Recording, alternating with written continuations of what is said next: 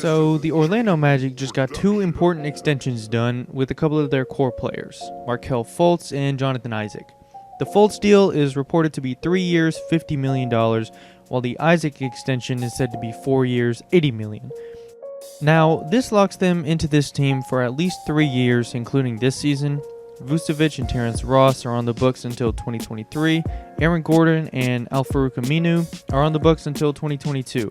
So while they are locked into what isn't a very good team for the next couple years, after that things are looking pretty clear. They have a core right now of Fultz, Isaac, Cole Anthony, and Chuma Okeke.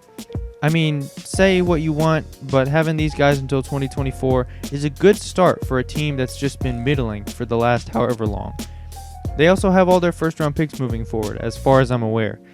And Fultz is only 22, Isaac is only 23, and the other two guys are rookies. So there's still a lot to see from these guys. You know the Fultz story, number 1 overall pick, traded to the Magic for basically nothing, and he's looked pretty good recently. He isn't looking like a number 1 overall pick, but he's looking like a really solid point guard. He's looked increasingly improved as a slasher.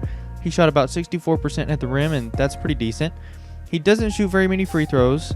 He only shot 2 a game last year at 73%, but hopefully that'll improve. I mean, all the stuff we were talking about before the draft is there. His athleticism, his handle, his vision. He still moves the ball well, is quick on the drive, and finishes well. He's just a solid overall point guard at this point, and the only thing missing is his shot, which is improving every year.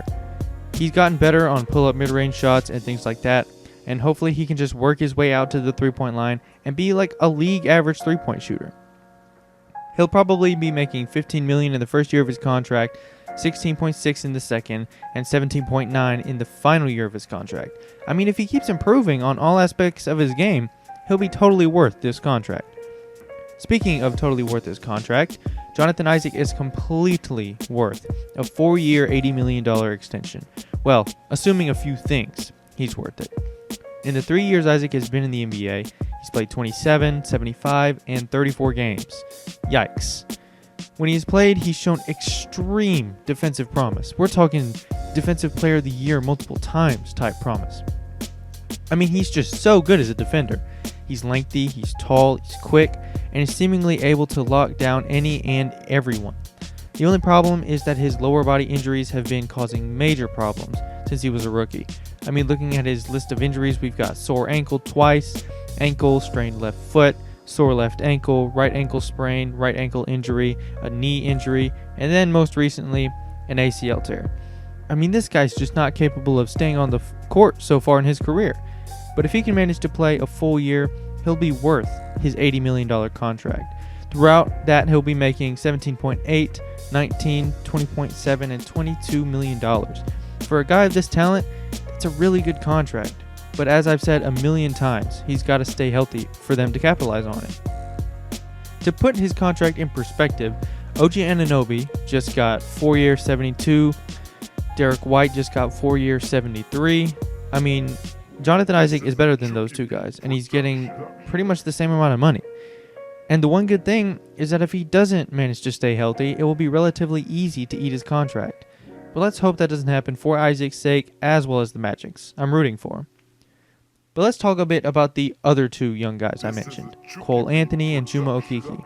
First of all, Cole Anthony falling to 15 for the Magic was an absolute godsend.